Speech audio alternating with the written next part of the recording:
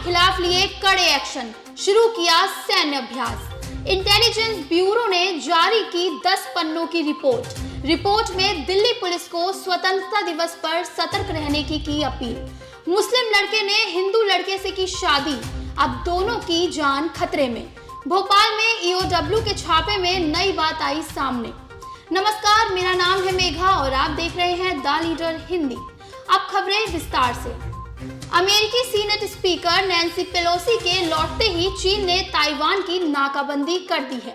इतना ही नहीं, चीन ने ताइवान से लगे इलाकों में सैन्य अभ्यास भी शुरू कर दिया है। चीन की तरफ से इस युद्धाभ्यास के लिए कई युद्धपोत, फाइटर जेट, मिसाइलों को तैनात किया गया है। चीन ताइवान की सीमा से सिर्फ 9 समुद्री मील की दूरी पर सैन्य अभ्यास कर रही है।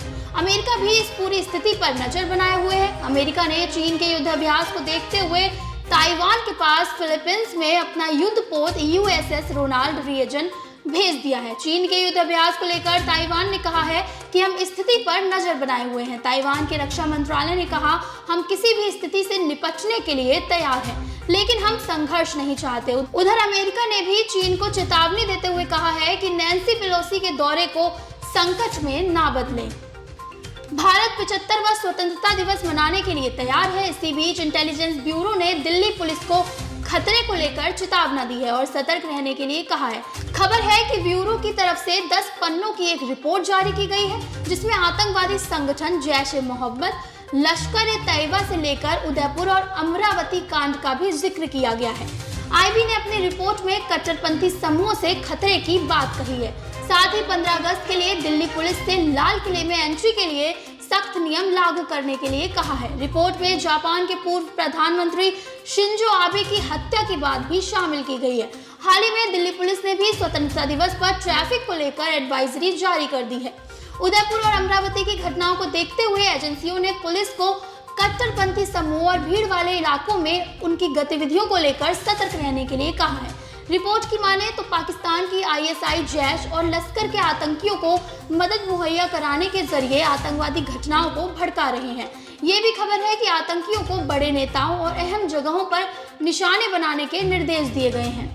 मध्य प्रदेश की राजधानी भोपाल में ईओडब्ल्यू के छापे में बेनकाब हुए चिकित्सा शिक्षा विभाग के क्लर्क हीरो केसवानी के मामले में नई जानकारियां सामने आ रही हैं। ईओडब्ल्यू के सूत्रों से जानकारी मिली है कि हीरो केसवानी पर पिछले कुछ समय से नजर रखी जा रही थी। इस दौरान देखने में आया कि हीरो केसवानी बैरागढ़ स्थित घर से मंत्रालय में दफ्तर तक अपनी 2 व्हीलर से ही जाते थे। ऐसा वो इसलिए करते थे जिससे किसी को उनकी शान और शौकत के बारे में शक न हो।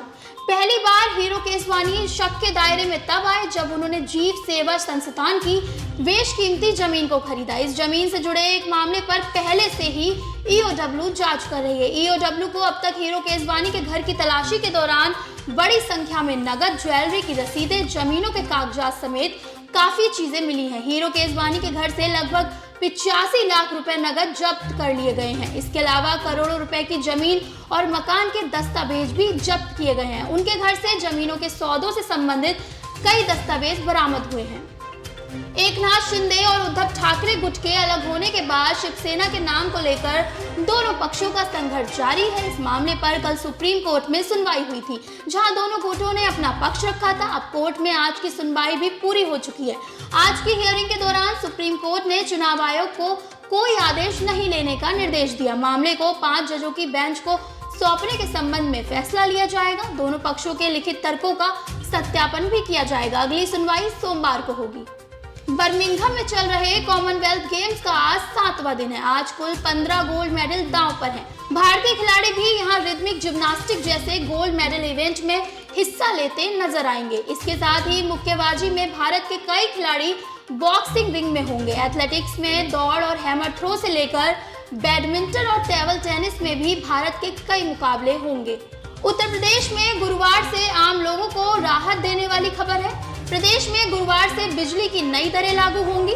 यूपी सरकार ने इस बार बिजली की दरों में 50 पैसे प्रति यूनिट कम किया है। ऐसे में जो पहले 6 रुपए प्रति यूनिट चार्ज देना होता था, वो अब 5.50 रुपए प्रति यूनिट किया गया है। इसके अलावा शहरी इलाकों में भी नई दरों में 50 पैसे प्रति यूनिट की कटौती की गई है। छत्तीसगढ़ के बस्तर संभाग का सबसे बड़ा अस्पताल और मेडिकल कॉलेज इन दिनों चूहों को लेकर चर्चा में है। दरअसल पूरे मेडिकल कॉलेज में इन चूहों का आतंक कुछ इस कदर है कि ये चूहे टैबलेट से लेकर ग्लूकोज तक पी रहे हैं। इन चूहों के आतंक को खत्म करने के लिए मेडिकल कॉलेज प्रबंधन ने पेस्ट कंट्रोल की टीम की मदद ली है। इसके लिए बकायदा टेंडर जारी किया गया है, जिसमें 10 लाख रुपए खर्च कर मेडिकल कॉलेज के चूहों को खत्म किया जाएगा। हॉस्पिटल में तैनात डॉक्टरों और स्टाफ नर्सों को एक हेल्पलाइन नंबर भी दिया गया है, जिसमें वे चूहों को देखते ही हेल्पलाइन में फोन कर सकते हैं, जिसके बाद टीम पहुंचकर चूहों को पकड़ेगी। मेडिकल कॉलेज में बीते कुछ दिनों से पेस्ट कंट्रोलिंग का काम जारी है और अब तक 1500 चूहों को कंपनी के कर्मचारियों ने मारा है। बताया जा रहा है कि अब तक जितने चूहों को मारा गया है उनसे कई गुना ज्यादा चूहे अब भी मौजूद हैं। वाइल्ड लाइफ वायरल सीरीज में IFS सुशांत नंदा ने एक वीडियो शेयर किया है, जिसमें समुद्र किनारे छिपकली की प्रजाति के 2 बड़े जानवर एक दूसरे को गले लगाते दिख रहे हैं। लहरें आती जाती रहीं, लेकिन इन्होंने एक दूसरे का साथ नहीं छोड़ा। वीडियो पर उन्होंने कैप्शन लिखा, तेरे मेरे बीच में कैसा है ये बंधन। जानवरों में भावनाएं होती हैं, वे हमारे सम्मान और सहानुभूति के पात्र हैं। समुद्र किनारे गले लगाते 2 जानवरों का वीडियो सोशल मीडिया पर शेयर होने के बाद लोगों ने इसे बहुत पसंद किया और ये भी माना कि जानवर प्यार करना और जताना दोनों बखूबी समझते हैं और जानते भी हैं। फीलिंग्स की कद्र करना भी उन्हें आता है। राजस्थान के भरतपुर में एक मुस्लिम लड़की ने धर्म की दहलीज से बाहर जाकर एक हिंदू लड़के से प्यार किया और फिर दोनों ने शादी भी कर ली। अब दोनों की जान खतरे में पड़ गई है। लड़की का पिता दोनों को जान से मारना चाहता है और एक बार इसकी कोशिश भी कर चुका है। लड़की के पिता ने अपने ऑटो से दोनों को कुचलने की कोशिश की, हालांकि किसी तरह वे जान बचाकर भागने में कामयाब रहे।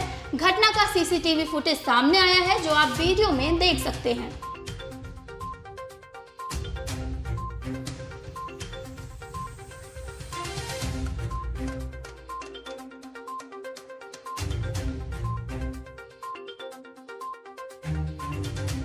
फिल्म और टीवी के पॉपुलर एक्टर मिथिलेश कुमार का निधन हो गया है।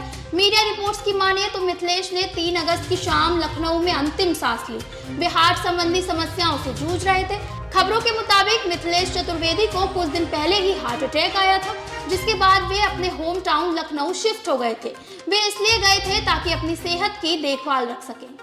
आज के बुलेटिन में बस इतना ही। देश दुनिया की तमाम खबरों के लिए देखते रहिए द लीडर हिंदी।